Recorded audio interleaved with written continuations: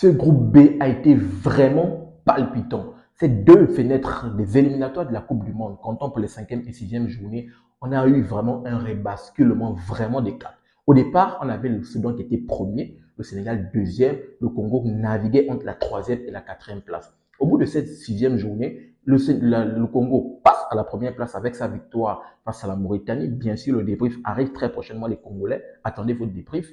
Ensuite, le Sénégal reprend cette deuxième place grâce à cette victoire face au Togo. Et le Soudan, juste malheureusement, a fait le match nul dans le derby soudanais, vient à la troisième place, ex-aequo avec cette équipe sénégalaise, bien sûr. La différence au goal average, on va voir ça, bien sûr, à la fin de la vidéo au niveau du classement. Donc, aujourd'hui, on va d'abord s'intéresser ici dans cette vidéo, dans le débrief entre le Sénégal et le Togo. Donc, le Sénégal recevait aujourd'hui, comptant pour cette 6e journée au stade Abdoulaye Wade, cette équipe togolaise.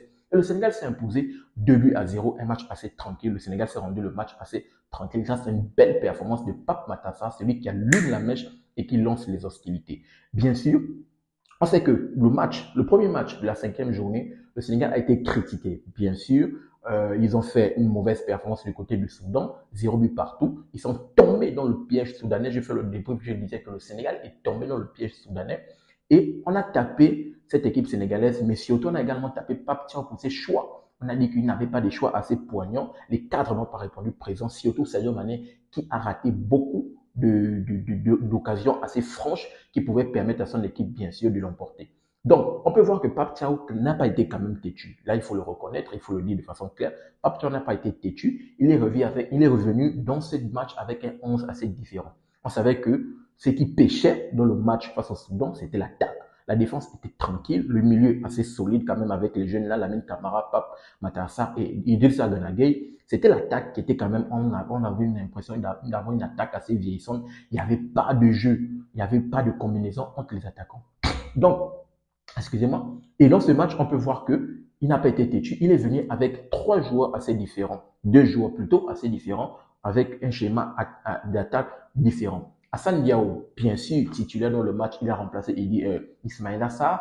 Habib Diallo, qui a été très important, surtout dans le but de Pape Matar Sarr, lui qui a remplacé Boulaye Dia. Donc, on peut voir vraiment une attaque assez différente qui a proposé quand même un jeu assez différent. Et le but va arriver juste là. Parce que le but de Pape Matar Sarr, il doit remercier Habib Diallo. Le travail de Habib Diallo avec le fait qu'il va, comment dire, il va fixer 2 défenseurs parce qu'il avait le ballon, il fixe 2 défenseurs avec son ballon. Ça va libérer bien sûr l'espace à qui de Pape Matar Sarr. Mais au départ, qui est d'abord là, c'est Pape Matar Sarr, c'est lui qui récupère le ballon, bien sûr au milieu de terrain. Il donne le ballon à Habib Diallo. Habib Diallo qui a cette lucidité de fixer les 2 centraux. Et bien sûr, ça libère l'espace à Pape Matar Sarr. Il remet Pape Matar Sarr obligé sur le pied. Et bien sûr, 1-0.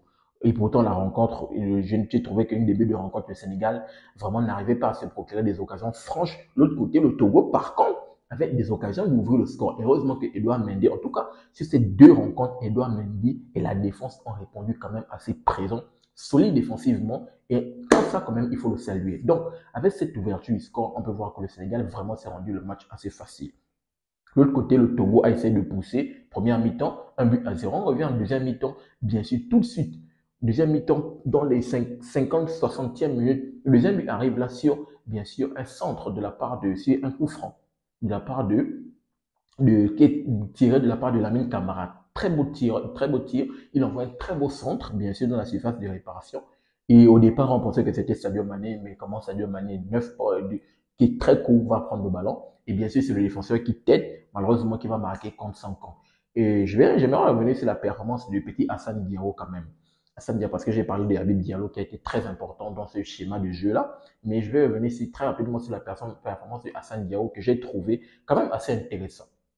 Le petit, déjà, en point de vitesse, il est bon. J'aimerais savoir, est-ce que lui, il a l'habitude de jouer sur le côté droit ou bien sur le côté gauche? Parce que j'avais l'impression que c'était compliqué. Début de match assez difficile, vraiment, parce que je pense que le latéral qui était sur son côté, son vis-à-vis, là, quand même posé des problèmes au bout des 10-15 premières minutes. Il avait du mal à passer. À chaque fois qu'il voulait faire des différences, il se faisait toujours reprendre. Mais lorsqu'il a eu à faire sa première différence, je pense que qui est arrivé entre les 20 et les 25e minutes, quand il a eu à faire sa première accélération, le centre qui a mené bien sûr le corner, il s'est vraiment libéré et on a pu voir quand même qu'il est arrivé à faire des fulgurances. Donc ce petit Quand même, très bon joueur. Il est quand même très intéressant, ce petit-là. On va voir ce que ça va donner. Maintenant, j'aimerais voir quand même si le côté gauche, peut-être si le côté gauche, le côté de Sadio Mané, on va voir ce que ça va donner. On peut voir que, comme je disais tantôt, Pape Thiaw n'a pas été têtu. Il a fait sortir quand même ses cadres. On peut voir. Sadio Mané, au moins, s'il est sorti.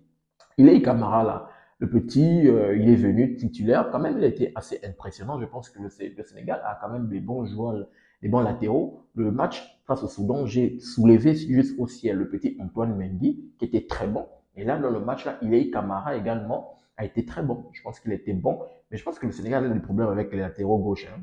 Parce que le petit, il est droitier. Crépin Diatta, la dernière fois qu'il a joué, lui aussi, il est droitier. Ils ont quoi Jackson. Est-ce que c'est Jacobs plutôt? Est-ce que Jacobs, je pense que c'était lui le latéral titulaire normalement dans cette équipe sénégalaise. Est-ce que lui, il a été blessé? Je pense que peut-être on n'a pas appelé parce qu'il était indisponible, je suppose. Ou bien il n'a pas fait de belles performances. Les Sénégalais, vous allez me dire votre retour dans les commentaires par rapport à cela.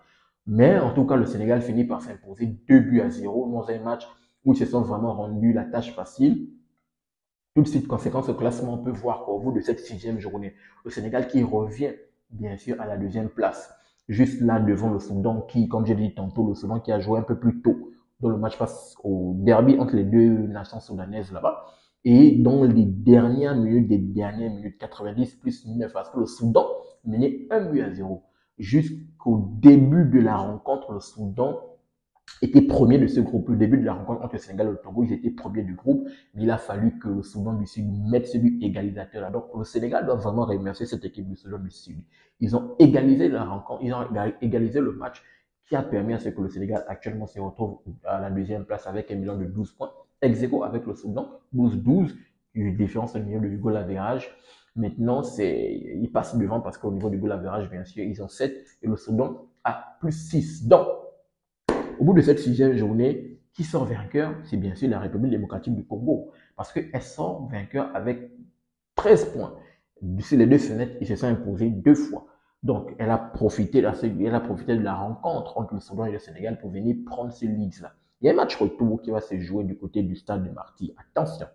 Là, je pense qu'il y a maintenant une bataille à distance qui se joue entre les léopards de la République démocratique du Congo et les lions de la Teranga du Sénégal. Il y a cette bataille à distance qui va se qualifier au mondial. Dites-moi votre retour, dites-moi votre avis dans les commentaires et rassurez-vous, je vais vous lire. Pour le moment, c'est quand même assez chaud parce que au match aller, le Sénégal, le Congo était venu arracher le match au stade Abdoulaye Wade. On se rappelle bien sûr un match également compliqué de la part du Sénégal. Ils menaient 1 but à 0. Ils se sont fait remonter le score. Et là, dans ce match retour au stade des Martyrs, tout va se jouer là-bas. Si pour les prochaines fenêtres, les deux équipes maintiennent cet état de forme-là, tout va se jouer vraiment match retour. Et on va voir ce que ça va donner. En tout cas, pour le moment, avantage à cette équipe des Léopards qui, bien sûr, finissent premier et qui, bien, on va voir vraiment ce que ça va donner avec l'état de forme des joueurs. Parce que la prochaine fenêtre arrive en septembre. L'état de forme des joueurs, comment ils vont aborder les rencontres. Ça va être chaud. Au moins, le Sénégal prend de l'air au bout de ces deux journées. Au moins, s'ils prennent 4 points sur 6, c'est déjà ça, c'est le plus important. Donc, donnez-moi votre retour dans les commentaires. Vous allez me donner vos tops et vos flops dans les commentaires. Et rassurez-vous, je vais vous lire. N'oubliez pas de vous abonner, de liker et surtout activer la cloche de notification pour ne manquer aucune de mes sorties. Peace. À très bientôt, les gars.